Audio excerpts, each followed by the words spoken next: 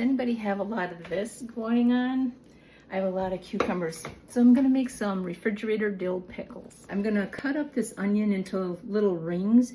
Anyway, small onions, they never store very well, so you might as well use them for a small project like this. Right now I have my onions sliced, my garlic cleaned up.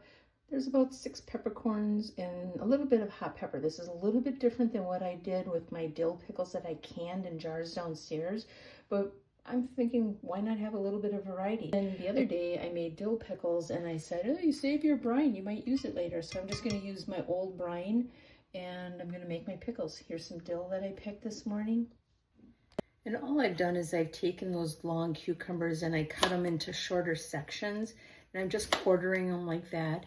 I washed these up real good, got all the little picky things off. And when I cut my cucumbers, all I'm doing is I'm taking the ends off of each side like that, nothing too crazy. And one more thing I want to show you is when you're cutting them, look for imperfections inside.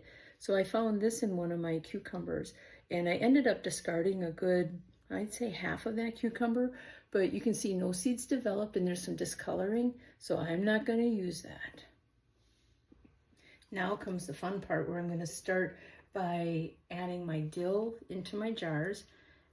And by the way, it was raining today when I picked this, so I feel confident that it's washed. And if you have any little browning on here, that's fine. I've already canned pickles when it's a dried seed head. Sometimes you can can pickles just by using the dill seeds. So I'm going to put this in here. I'm going to give it a little sprinkle of onion.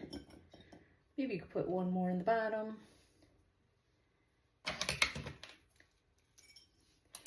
And I'm going to put some of my garlic cloves in the bottom. Get those spread apart a little bit better, like so. Now I'm just going to start adding my pickles in here, just like this. I'll probably just add like a dill head in between here, maybe a couple extra little cloves of garlic like this. Come on. See, you can see this dill head is a little bit more brown. No harm, you can use that. So I'll put that in there, and I'm just going to keep layering it up. Since onions have a tendency to float to the top, I usually make sure that I have all my onions in before I put the last of my pickles in. All right, let's give these a little sprinkle. You don't need a lot unless you want time to add the brine or spill the brine. But oh, I tell you, that's it.